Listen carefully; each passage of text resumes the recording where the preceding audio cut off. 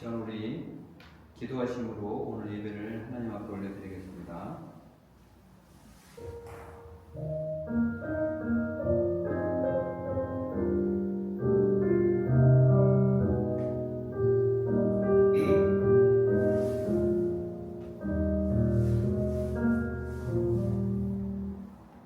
하나님 아버지 감사합니다. 이 시간 우리의 모든 것 되신 주님을 찬양하고 예배하기 원합니다. 성령 하나님, 이 시간 우리 가운데 충만히 역사하여 주시옵소서. 바울과 실라가 찬송 중에 옥문이 열렸습니다. 이 시간 우리의 마음의 문도 열게 도와주시옵소서. 주님 만나기 원합니다. 이 시간이 기쁜 시간, 축복의 시간, 축제의 시간으로 주님 함께하여 주시옵소서. 나의 전부 되신 예수님의 이름으로 기도합니다. 아멘. 자, 우리 찬양 드리겠습니다.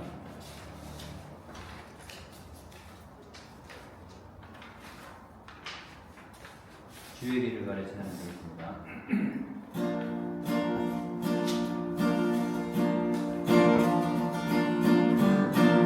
비바람이 앞길을 막아도 나는 가리 주의 길을 가리 눈보라가 앞길을 가려도 나는 가리 주의 길을 가리 이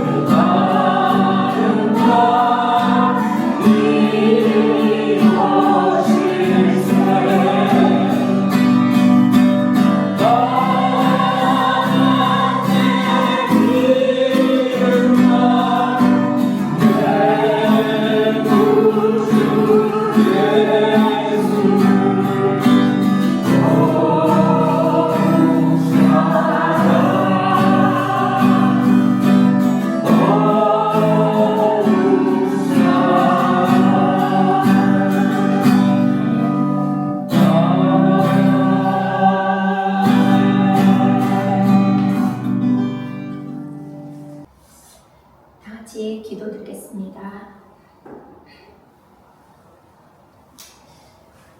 하나님 아버지 감사합니다.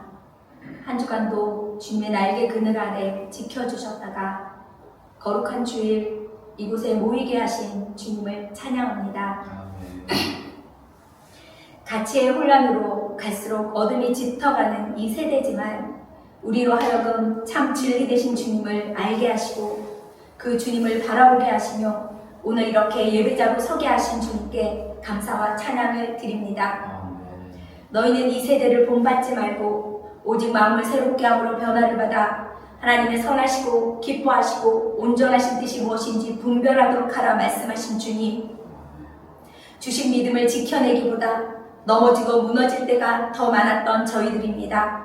세상 유혹과 거짓 가치 속에서 마음과 생각을 지키지 못해 입술로 마음으로 불평하며 감사치 못했던 저희들입니다. 이 시간 주님, 우리의 죄와 허물을 주님 앞에 고백합니다. 주님, 악하고 무익하며 연약한 저희들을 불쌍히 여겨 주시옵소서. 비록 작은 예배의 처소이나 이곳에 이 시간 임재해 주셔서 참으로 살아계신 하나님의 임재를 모두가 경험하는 예배되게 하여 주시옵소서. 십자가 보혈의 능력으로 저희를 이 시간 정결케 하옵시고 수건을 벗은 얼굴로 살아계신 하나님, 오늘도 이 가운데 임재하시는 하나님을 바라보며 각 사람의 역사하신 그 주님을 온전히 대면하는 시간 될 수 있도록 역사하여 주시옵소서.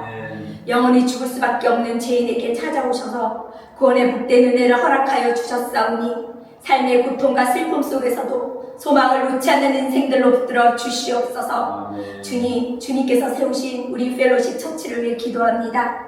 우리 안에 허락하신 믿음의 뿌리가 날마다 더욱 깊어지게 하시고 저희 펠로십 공동체를 통해 많은 영혼들이 진리 안에 힘을 얻고 죄악에서 회복되며 하나님의 선하시고 기뻐하시고 온전하신 뜻을 분별함으로 세워지는 공동체로 부흥시켜 주시옵소서. 말씀을 통해 주의 음성에 민감해지게 하시고 기도를 통해 주의 부르심에 응답하는 믿음의 공동체 되게 하여 주시옵소서. 우리 각 사람의 필요들을 돌보아 주시고 더욱 그의 나라와 그의 일을 구하는 자들 되게 하여 주시옵소서. 오직 주님께서 약속하신 하늘의 부요를 침노하는 자들로 정말 하늘의 영광을 또 주님이 부으심을 경험하는 저희들 되게 하여 주시옵소서. 질병으로 고통당하는 성도들이 있습니다. 무엇보다 우리에게 믿음을 부어 주시옵소서. 주의 피 묻은 손으로 각각의 연약한 육신을 안수하여 주셔서 깨끗하게 치료하여 주시옵소서. 자녀의 문제로 근심하는 성도들이 있습니다. 주님 앞에 자녀들을 더욱 맡기는 믿음을 주시고 더욱 부르짖으며 나아가게 하시고 삶의 작은 문제에도 응답하시는 하나님의 은혜를 경험하게 하여 주시옵소서. 주님, 이 시간 우리의 마음을 정결하게 하시고 우리의 생각과 시선이 오직 주님만을 향할 수 있도록 도와주시옵소서. 사람의 말보다 하나님의 말씀이, 세상의 풍문보다 진리의 복음이 우리의 중심이 되게 하여 주옵시고 오직 주님만을 바라보며 따르는 저희 심령들 되게 하여 주시옵소서. 주님, 이 시간 이 나라와 이 민족을 위하여 간절히 기도합니다. 분열과 혼란 속에서도 주님의 긍휼로 이 땅을 붙들어 주시옵소서. 진리와 정의가 무너지고 거짓과 소음이 넘쳐나는 이 시대에 주의 백성들이 오직 진리의 빛을 들고 서게 하시고 교회가 세상의 빛과 소금으로 제 사명을 감당하게 하옵소서. 지도자들에게는 하나님을 두려워하는 마음과 지혜를 주시고 백성들 가운데는 진실을 분별하는 눈과 마음을 허락하여 주시옵소서. 이 민족이 다시 복음으로 깨어나 하나님의 뜻을 이루는 거룩한 나라 되게 하여 주시옵소서.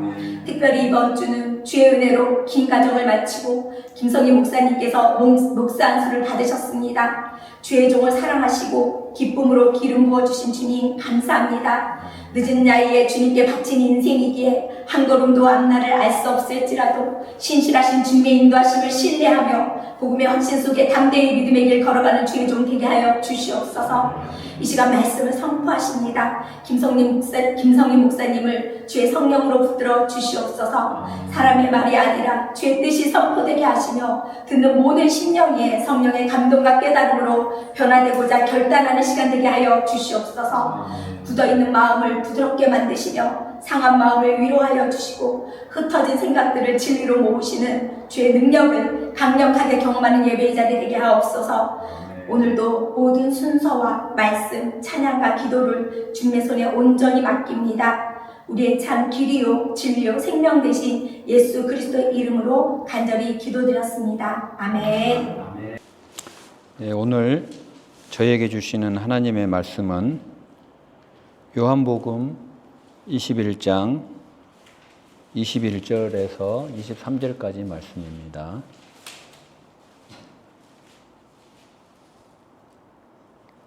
요한복음 21장 21절에서 23절입니다. 다 찾으신 줄로 알고 제가 봉독해 드리겠습니다. 이에 베드로가 그를 보고 예수께 여짜오되 주님, 이 사람은 어떻게 되겠사옵나이까? 예수께서 이르시되 내가 올 때까지 그를 머물게 하고자 할지라도 내게 무슨 상관이냐? 너는 나를 따르라 하시더라. 이 말씀이 형제들에게 나가서 그 제자는 죽지 아니하겠다 하였으나 예수의 말씀은 그가 죽지 않겠다 하신 것이 아니라 내가 올 때까지 그를 머물게 하고자 할지라도 내게 무슨 상관이냐 하신 것이로라. 아멘. 여러분, 요즘에는 그 종이 신문을 보시는 분이 많지가 않은 것 같습니다. 저도 예전에는 종이 신문을 보고 아침에 일어나면은 그 종이 신문을 대문 앞에 놓여져 있는 종이 신문을 수거해서 그거 보는 재미가 하루의 가장 큰 재미였는데, 저도 요즘에는 종이 신문을 보지 않고 그 대신에 저희들이 뭘 보죠? 저희들이 이제 세상 돌아가는 거 보면은 다 유튜브를 많이 보는 것 같습니다. 우리가 스마트폰만 열면 수많은 소식들과 영상들이 쏟아져 나오는 세상입니다. 그래서 저희도 손가락만 이렇게 움직일 수 있다면은 마음에 안 들면 또 올려버리고 엄청나게 많은 그런 소식과 영상들을 접하곤 합니다. 그런데 이제 그 영상이나 소식 중에 상당수는 매우 자극적이거나 그 제목이 자극적이어서 우리의 시선을 단번에 사로잡는 것들이 많이 있습니다. 그런데 여러분, 그 수많은 소식과 영상들 가운데 얼마나 많은 것이 진실일까요? 얼마나 많은 내용이 사실일까? 저는 그런 생각을 해봅니다. 전문가들의 분석에 따르면은 유튜브나 쇼츠에 나오는 대부분의 소식이나 영상들은 과장이 되었거나 사실이 확인되지 않은 헛소문이라고 합니다. 그런데 문제는 우리들이 그러한 과장되고 거짓말인 그러한 영상을 우리가 조회수가 많다는 이유로 그게 사실인 것이냐 착각으로 믿고 또 그 소문이 순식간에 퍼져나간다는 것입니다. 그런데 오늘 본문을 읽어보면은 2000년 전에도 이와 비슷한 일들이 있었던 것 같습니다. 심지어 오늘 대화를 보면은 예수님과 베드로의 대화인데 예수님과 제자들 사이에서도 이런 거짓 소문이 있었다라는 사실입니다. 그러니까 오늘 본문 말씀을 보면은 주님이 하신 말씀을 제대로 듣고 제대로 해석하지 않고 자기 뜻대로 해석해서 소문을 퍼뜨린 그런 사건이 바로 오늘 본문입니다. 오늘 본문 배경을 보면은 이제 예수님께서 십자가에서 달려 돌아가시고 이제 부활하셔서 이제 제자들에게 나타나십니다. 그래서 갈릴리 호숫가에서 제자들과 함께 조반도 먹고 그들로 하여금 풀이 죽어있는 제자들을 다시 한번 격려해 주시고 새 사명을 주시는 그런 장면입니다. 여기에는 좀 요한이 나오고 베드로가 나와요. 특별히 베드로에게는 베드로야 내가 나를 사랑하느냐라고 지난주에도 제가 말씀을 드렸지만 3번 똑같은 질문을 하심으로써 베드로의 아픈 상처를 먼저 치유해 주시고 그리고 사명을 주셨습니다. 그리고 나서 이제 그에게 너는 내 양을 먹이라라고 이제 귀한 사람을 살리는 그런 사명을 주셨던 것입니다. 그리고 나서 이제 오늘 본문에서 읽지는 않았지만은 그 18절에 보면은 이제 사명을 주시고 나서 사명을 주고 나서는 이제 좀 멋지게 끝나야 되는데 예수님께서 베드로에게 앞으로 너가 어떻게 죽어야 될지를 말씀해 주고 계시는 거예요. 18절에 보면은 내가 진실로 너에게 이르노니 너가 젊어서는 스스로 띠띠고 원하는 곳으로 다녔거니와 늙어서는 내 팔을 벌리리니 남이 내게 띠띠우고 원하지 아니하는 곳으로 데려가리라. 이렇게 말씀하십니다. 즉 베드로야, 너가 내 양을 먹이고 내 사명을 감당하겠지만 너의 최후는 순교로 끝날 것임을 미리 예언을 해주고 계시는 것입니다. 그리고 나서 오늘 본문에 나를 따르라라고 이야기를 하고 계시는 거예요. 그런데 이제 여기서 베드로는 평소 자신이 라이벌로 생각하고 있던 요한의 미래가 궁금해지기 시작한 겁니다. 나는 이제 죽는다. 나는 순교할 거라고 예수님이 예언해 주셨으니까 반드시 죽잖아요. 그런데 나랑 지금 같이 내 옆에서 같이 여기 옆에 있는 요한은 어떻게 될까? 요한의 장래는 어떻게 될까가 아주 궁금해진 거예요. 견딜 수가 없었습니다. 그래서 베드로가 즉각 주님께 여쭙습니다. 주님, 여기에 있는 이 사람은 어떻게 되겠사옵나이까? 21절에 물어보는 거예요. 이에 대한 주님의 답변이 오늘 21장 22절에 나타나 있습니다. 제가 읽어드리겠습니다. 내가 올 때까지 그를 머물게 하고자 할지라도 내게 무슨 상관이냐? 너는 나를 따르라. 이렇게 말씀하고 계십니다.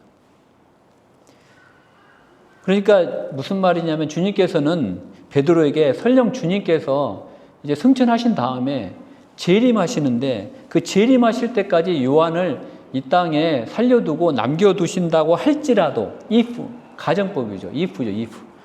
너는 상관할 바가 아니라는 거예요. 너는 그거 신경 쓰지 말고 너는 너 일이나 똑바로 하고 너는 나를 따르면 돼 라는 말씀을 지금 해주시고 계시는 것입니다. 저는 그래서 생각을 해봤습니다. 제 혼자 상상력을 발휘를 해봤어요. 아니 왜 이렇게 베드로는 요한의 죽음에 대해서 자기 일도 아닌데 관심이 그렇게 많았을까?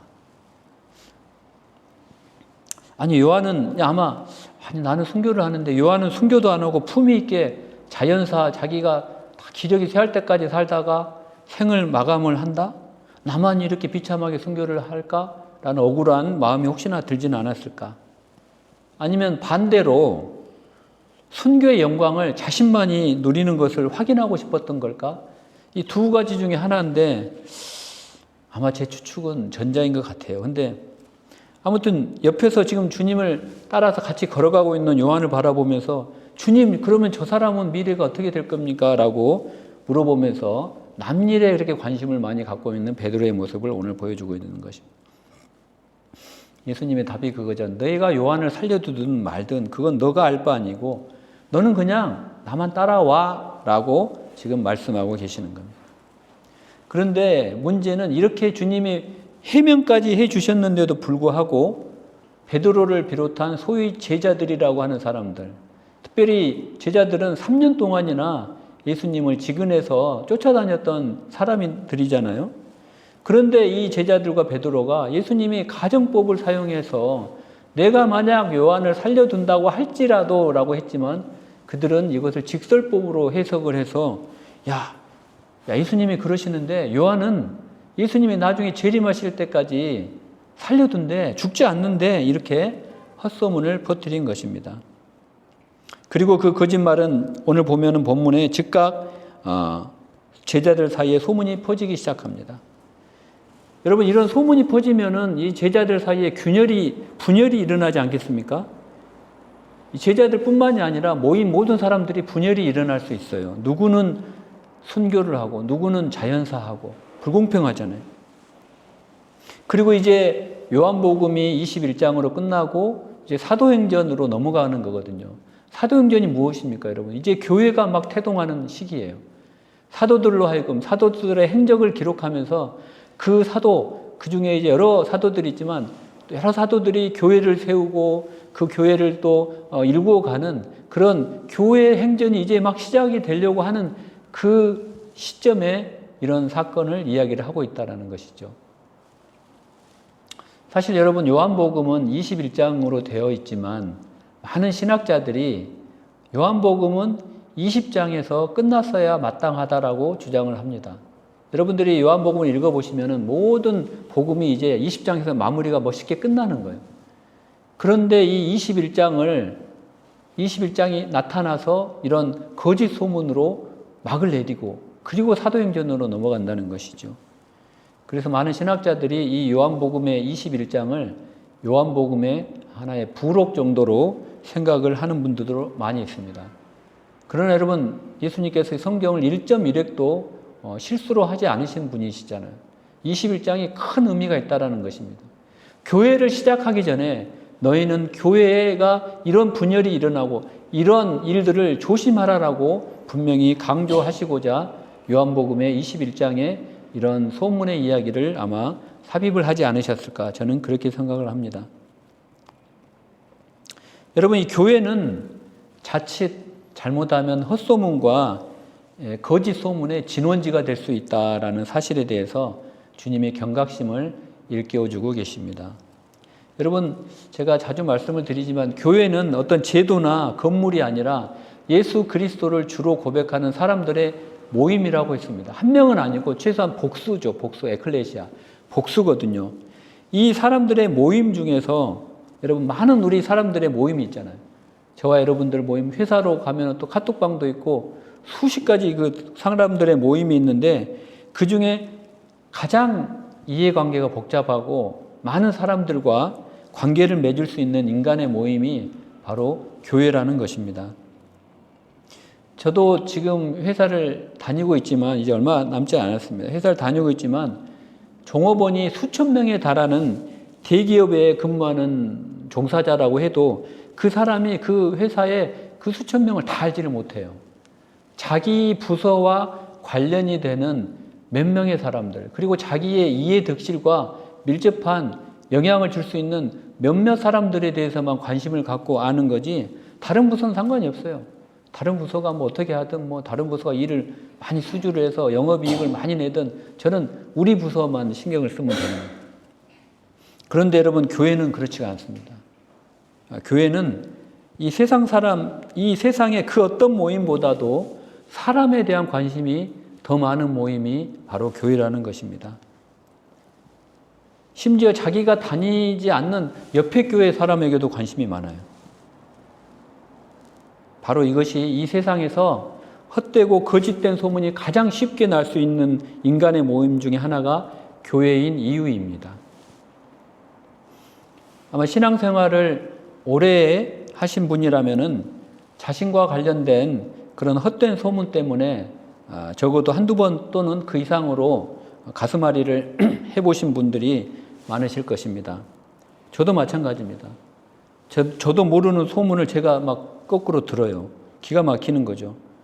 근데 그 소문을 낸 사람들이 다 교회 중직자들, 목사들, 막 이런 분들이 이상한 소문을 내는 경우도 많이 있다라는 것이죠. 그 소문의 99%는 다 거짓입니다. 그런데 그런 소문이 나는 거예요. 그래서 저도 이 설교를 준비하면서 그 헛소문을 퍼뜨리는 장본인 중에 한 명이 저도 아닐까라는, 그 중에 한 명이 저를 포함하지 않는가라고 저도 생각이 들더라고요. 그래서 저도 이 설교를 준비하면서 오늘 이 요한복음 21장을 보면서 회개를 하면서 또 주님 앞에 나아가는 시간을 갖기도 했습니다. 막 기억을 되살려봐서 나도 혹시 헛소문을 퍼뜨린 적이 있나 없나, 그리고 막 몇십 년의 신앙생활 쭉 이렇게 복기를 해보는데 좀 부끄러운 때도 있었던 것 같아요. 근데 여러분, 주님은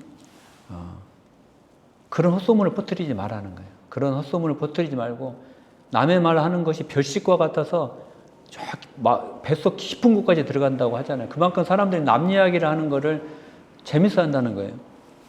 그러니까 이게 요한복음 21장에서 요한이 죽지 않는다고 했으니 얼마나 이게 화두거리겠어요. 베드로는 순교할 건데. 그러니까 제자들 사이에 그게 막 퍼져나가는 거예요. 아니, 예수님 너무한 거 아니야? 왜 베드로는 죽이고 요한은 살려두는 거야? 예수님이 그렇게 말씀하지 않으셨는데 그런 말씀이 막 퍼지는 거예요. 그런데 주님은 그거는 너가 알 바 아니고 너는 나를 따르라. 나를 따르라고 딱 그 한마디 하셨거든요. 길이요 진리요 생명이신 주님을 따르라는 거예요. 주님을. 십자가의 제물이 된 그 주님의 그 생명과 사랑을 너는 그냥 따라오기만 하라라고 말씀하고 계시는 것입니다. 그렇다면 여러분, 왜 제자들이 그처럼 헛된 소문의 진원지가 되었는지 우리가 그 까닭을 좀 살펴볼 필요가 있습니다. 그 이유는 오늘 성경의 말씀에 다 나오는 거예요. 그 이유는 오직 한 가지. 그때까지는 제자들이 예수님을 따르지 않았다라는 이야기예요. 예수님 누구십니까? 길이요, 진리요, 생명이신 예수님을 진정으로 쫓지 않고 있었기 때문에 그러한 소문을 퍼뜨렸다는 것입니다. 만약 그들이 마음의 온 중심을 다해 예수님을 따르고 생명 되신 예수님을 따르고 좁은 길, 생명의 길을 걸어갔더라면은 그러한 사실 확인도 안 된 소문을 확대 생산하지는 않았을 것입니다. 이것은 우리에게 많은 교훈을 주고 있습니다. 여러분, 교회를 이루고 있는 사람들이 진심으로 길이요, 진리요, 생명 되신 주님만을 쫓지 않는다면, 그 주님을 쫓아야 되는데 그 기본 베이직을 하지 않는다면은 그 교회는 복음에 대해서 아는 지식은 많지만 주님을 따르지 않는 헛소문이나 거짓 소문이 난무하는 피곤한 인간의 집단으로 전락할 수밖에 없다라는 것입니다. 그것이 바로 요한복음서의 제일 끝장과 그리고 사도행전의 첫 장에서 우리에게 주는 교훈입니다. 저는 그래서 이 교회가 어떤 모습으로 스타트를 해야 되는지를 요한복음 21장과 사도행전 1장에서 보여주고 있다고 생각을 합니다. 거창한 게 아니에요. 정직한 자가 되고 주님만을 따르는 교회가 되어라는 것입니다. 막 소문이 돌잖아요. 뭐 김 집사가 그랬다고 저랬다고. 저도 한 가지 기억이 나는데 설교를 준비하다가 제가 장로로 섬길 때 이제 항종직들 회의가 있었어요. 그런데 거기서 목사님을 다 이렇게 앞에 앉혀놓고 인민재판을 하는데 모 장로님이 목사님 어느 집사가 그러던데 목사님 집에 갔더니 그냥 뭐 난방 온도가 아파트가 펄펄 끓을 정도로 그렇게 뜨겁게 해놓고 사신다면서요. 교회 돈을 그렇게 써도 됩니까? 이렇게 막 추궁을 하더라고요. 그래서 제가 아니 자기가 직접 들은 것도 아니고 자기가 직접 목사님 집을 가본 것도 아니고 그런데 어떻게 저렇게 소문만 듣고 이야기를 하지? 그래서 제가 그때 혈기가 좀 왕성했거든요. 제가 벌떡 일어나서 장로님, 아니 목사님이 불을 좀 뗄 수도 있지. 따뜻하게 지내서 감기 안 걸리면은 우리에게 건강한 설교도 하실 수 있잖아요. 목사님 감기 걸리면 우리만 손해인데 그거가 뭐가 어쩌라고 그렇게 여기서 그런 확인도 안 된 소문을 그 이야기 했다가 제가 그 다음 주에 혼났습니다. 장로님한테. 그랬는데 어쨌든 여러분, 교회는 이런 소문이 막 돌고 돈다는 거예요. 소문이 계속 들었다. 내가 누구한테 한 3번 걸치면은 정반대 이야기도 생산될 수 있는 것이 교회라는 것이. 여러분 유튜브 한번 보세요. 저는 그래 유튜브를 가급적이 안 보려고 하는데 안 볼 수가 있나요? 가급적이면 저는 그래서 안 보려고 하면 뭐 꼭 필요할 때만 보는데 특히나 우리 믿는 사람들을 얼마나 판단하고 정죄하는지 주로 대형교회 목사님들을 많이 비난하더라고요. 얼마나 비난할 게 많아요. 대형교회인데. 그런데 여러분 그 사람들 비난하는 거 보면은 난 저 사람들이 목사인데 하루 종일 뭐 하나 싶어요. 그 대형교회 목사님 설교 다 들어보고 뭐가 잘못됐나 그거 할 일이 없어서 그것만 파헤치고 있나? 자기 교회 교인들 신경 쓰고 목회에 신경 써야 될 게 너무나 많은데 하루 종일 남의 뒤낚이는 게 저게 무슨 일인가 그런 생각이 들더라고요. 주님이 오늘 말씀하시는 너는 너 일이나 신경 쓰고 내가 너에게 맡겨준 사명이나 충성되이 따르며 나만 따라오라고 말씀하고 계십니다. 여러분 우리가 헬라어로 이 죄를 하마르티아라고 합니다. 하마르티아. 그런데 뭐 하마르티아라는 것은 무슨 뜻이냐면은 우리가 화살을 쏘는데 화살이 이 관역에서 벗어났다는 뜻이에요. 관역에서. 저기 지금 저 네모에 우리 양궁 잘하잖아요. 가운데 딱 뚫려 있는 저 관역. 저기를 딱 겨냥해서 제가 쏘는데 그 화살이 그 길을 안 가고 다른 곳으로 가버리는 거. 그걸 죄라고 하는 거예요. 시위를 떠난 제가 쏜 화살이 관역으로 향하지 않고 다른 곳으로 가는 것을 죄라고 한다는 그게 이제 하마르티아라고 하는 것입니다. 여러분 뭐가 잘못됐습니까? 저 관역이 잘못됐나요? 아니에요. 제가 겨냥을 잘못한 거예요. 그러니까 여러분, 저 관역을 정확하게 맞추려면은 저 관역 탓을 할 게 아니라 제가 바르게 조준해야 된다는 것입니다. 그런데 여러분, 내가 바르게 화살을 조준을 해야 되는데 옆에서 바람이 불고 많은 소음이 난다면 조준하는데 방해가 되지 않겠습니까, 여러분? 내가 교회에서 신앙생활하고 하나님의 말씀을, 태어나시는 목사님을 말씀을 통해서 영양 공급을 받으려고 하는데 누가 이렇다더라, 누가 저렇다더라, 우리 목사님이 이랬다더라, 저랬다더라, 이런 이야기를 자꾸 들으면은 인간인지라 귀가 솔깃하거든요. 그리고 확인되지도 않는 소문에 자기가 판단하고 은혜가 안 되는 거예요, 여러분. 그 소음들로 인하여 내가 맞춰야 될 관역, 주님만을 따라가야 되는 그 관역, 신앙생활 하는데 묵묵히 걸어가는 믿음의 길을 걸어가는 관역을 향하여 내가 나아가지 못한다면은 얼마나 불쌍한 일이겠습니까? 여러분, 우리가 주님만을 바라보고 주님만을 따른다고 하는 것은 하나님과 바른 관계를 맺는 거예요. 하나님과 의로운 관계를 맺는다는 것입니다. 그리고 그것은 하나님을 우리의 삶의 관역으로 삼고 살아가는 것입니다. 그러나 이 세상은 나를, 또 내가 사랑하는 사람을 하나님께 조준하지 못하도록 실족시키는 그런 도전들이 굉장히 많다라는 거예요. 우리 교회에서도. 여러분, 부족한 저는 지난 월요일 날 여러분들이 많이 기도해 주시고 격려해 주셔서 목사 안수를 받았습니다. 정말 TV에서만 보던 많은 그 유명하신 스타 목사님들이 많이 오셔서 축복해 주시고 안수해 주셨습니다. 정말 수십 년 목회를 해오시고 그 교회를 부흥시켜서 메가처치로 만드신 그런 기라성 같은 선배 목사님들이 이제 저같이 막 목사가 되어 목회 현장으로 첫 발을 내딛는 병아리 같은 신참 목사들에게 참으로 귀한 권면의 말씀을 주셨습니다. 이런 목사가 되어야 된다. 저런 목사는 되지 말아라. 이런 목사가 되어라. 많은 도전을 주셨어요. 거창한 도전도 많았고 또 그중에는 마음을 울리는 그런 권면도 많았습니다. 그런데 저는 그런 말씀을, 권면의 말씀을 들으면서 내가 과연 저런 목사가 될 수 있을까? 두려운 마음이 들더라고요. 그것도 이 늦은 나이에 평생을 엔지니어로서 공학도로서 발전소만 설계하다가 전혀 종목이 다른 이 목회의 길을 과연 하나님 앞에 설 때까지 정말 죽도록 충성하며 그 길을 걸어갈 수 있을까라는 생각이 막 들더라고요. 막 마음이 무겁더라고요. 마음이 기쁘기는 하지만 정말 그동안에 힘들었던 과정들이 주마등처럼 스쳐 지나갔지만 또 한편으로는 앞으로 이 주님이 주신 이 사명의 길을 정말 죽도록 충성하며 주님이 기뻐하시는 종이 될 수 있을까라는 그런 마음으로 한편이 무거워지기도 했습니다. 그런데 하나님께서 오늘 목사가 되고 첫 번째 설교를 준비하는데 이런 마음을 주셨습니다. 성인아, 대단한 목사 말고 거창한 목사 말고 그저 너는 나를 따르는 목사가 되어라. 주님은 저에게 큰 거 하라고 하지 않으시더라고요. 아주 작은 거, 다른 사람 눈에 들어오지도 않는 거, 그냥 이 자리에 머물며 엎드려 기도하고 가진 것이 없으면 또 기도하고 그러다가 하나님이 부르시면 이 땅을 떠나는 우리가 되자, 이런 마음을 하나님이 주시더라고요.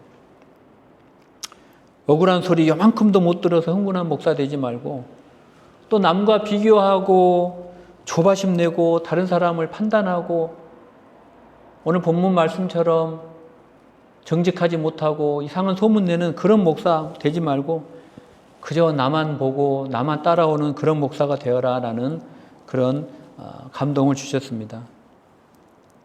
여러분, 우리는 때로 하나님께 묻습니다. 왜 나는 저 사람과 다를까?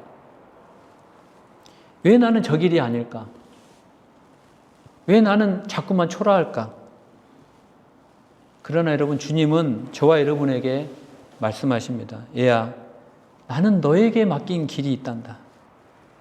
그거 신경 쓰지 말고 너는 나만 보고 나만 따라오렴. 여러분, 기독교 신앙의 핵심은 다른 게 아닙니다. 기독교 신앙의 핵심은 바로 예수를 따르는 것이라는 거예요. 예수를 따르는 것이 기독교 신앙의 기본이라는 것이, 예수를 따르는 것이.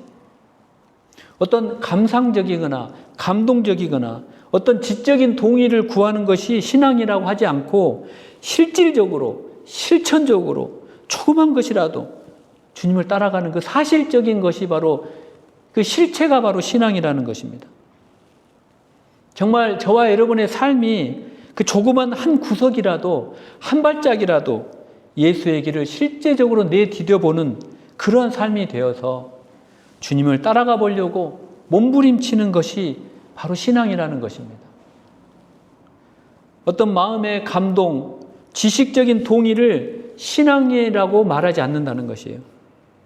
여러분, 지적인 동의를 구하는 것, 또 말씀을 듣고 그 말씀에 은혜 받는 거 좋죠.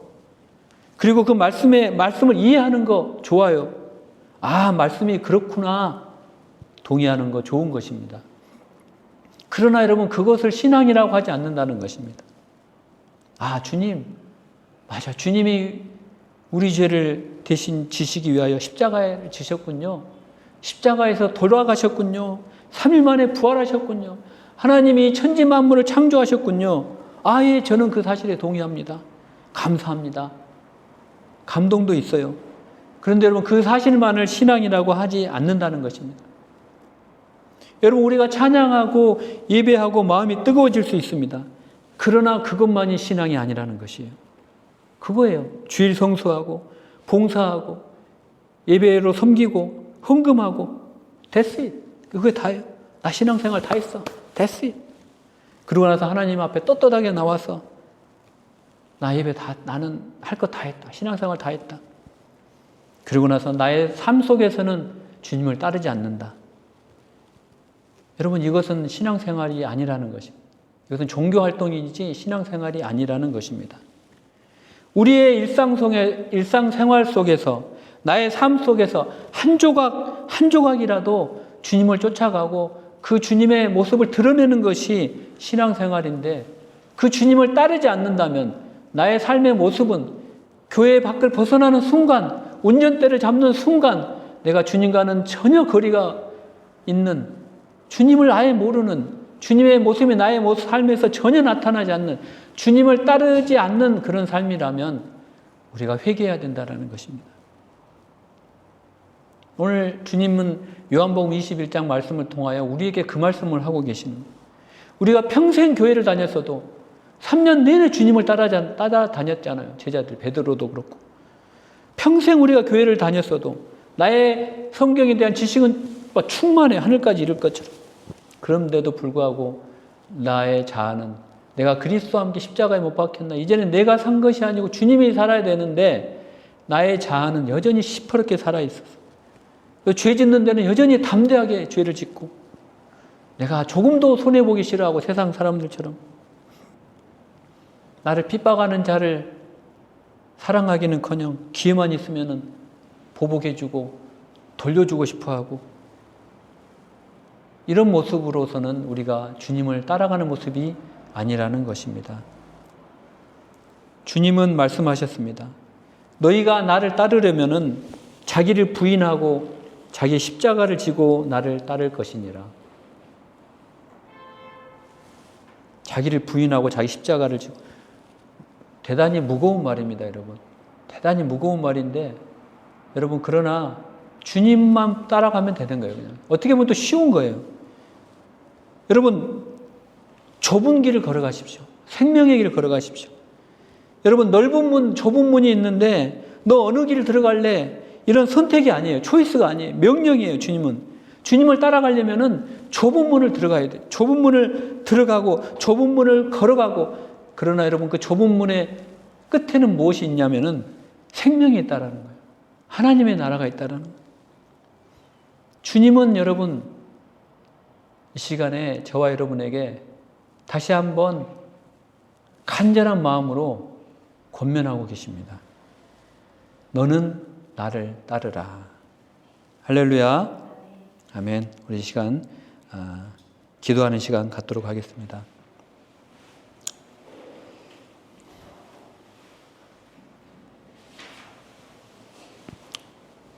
기도하고 우리가 이 시간에 나의 삶에서 주님을 정말 진정으로 따라가는 삶이었는지, 아니면 오늘 본문의 제자들처럼 주님의 말씀을 곡해하고 내가 생각하고 판단하고 싶은 대로 판단하고 생각하면서 분열을 일으키고 과장하고 주님을 쫓아가지 않는 삶이었는지 회개하는 저희들의 삶이 되도록 인도하여 주시옵소서. 하나님 아버지, 감사합니다. 우리가 신앙생활을 오래 했습니다. 그러나 주님을 따라가는 삶을 살지는 못했습니다. 주님, 이 시간 회개하오니 용서하여 주시옵소서. 성령 하나님, 저의 죄를 찔러주세요. 저희가 항복하고 회개하여 주님을 따르는 삶으로 돌아설 수 있도록 인도하여 주세요. 주님, 죄송합니다. 잘못했습니다. 용서해 주세요.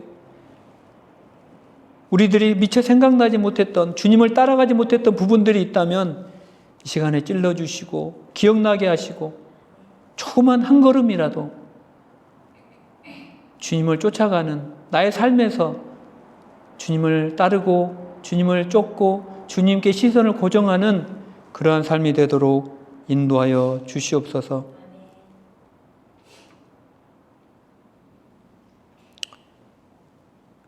우리의 삶의 모든 것이 다 주님의 것이오니 아버지 하나님, 우리가 주님을 생각할 때마다, 주님을 바라볼 때마다 우리의 삶의 모습에서 내 안에 살아계신 주님이 나타날 수 있도록 인도하여 주시옵소서. 감사드리며 예수님의 이름으로 기도합니다. 우리 찬양하면서 우리 기도하는 시간 갖도록 하겠습니다.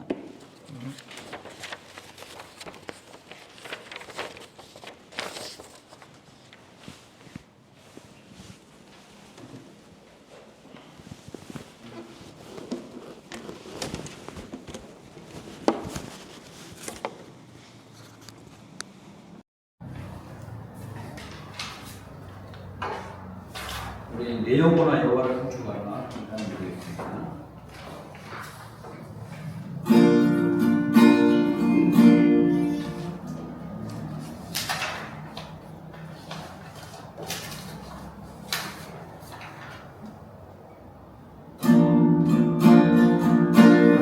내 영혼아 여호와를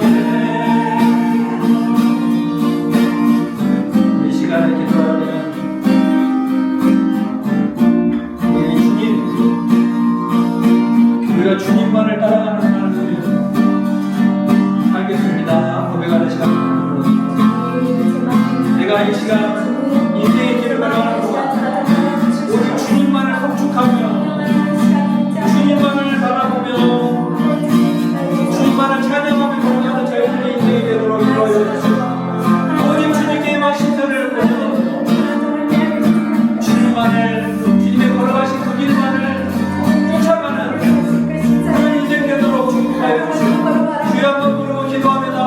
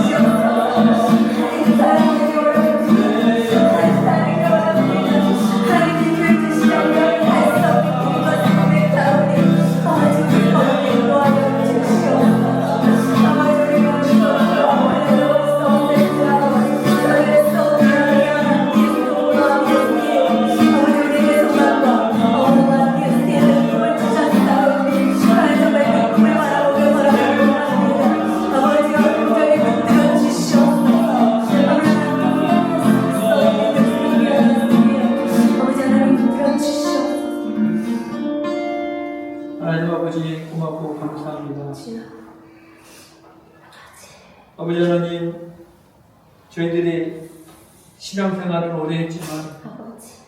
참으로 주님을 따르는 그런 삶을 살아갔는지 시간 회개합니다. 아멘. 아버지 하나님, 주님은 거창한 걸 우리에게 바라지 아니하시고 무거운 걸 원하지 아니하셨고 그저 나를 따르라라고 오늘 말씀하고 계십니다. 아멘. 나를 따르라. 너를 부인하고 그저 나만 따라오라라고 주님 말씀하고 계시오니 주여, 우리가 이 시간 이 세상의 소리에 귀를 닫게 도와주시고 아멘. 이 세상의 소리보다 주님의 음성을 듣고 목자 되신 주님만을 따라가는 저희들의 인생이 되도록 축복하여 주시옵소서. 주님, 매 순간순간마다 저희에게 가르쳐 주시고 말씀하여 주시옵소서. 저희가 주님을 따를 때 주님을 따르는 것을 방해하는 모든 삶의 장애물들을 뛰어넘게 도와주시고 그 주님만을 믿고 나의 방패 되신 주님만을 믿고 따라가는 저희들이 되도록 축복하여 주시옵소서. 아멘.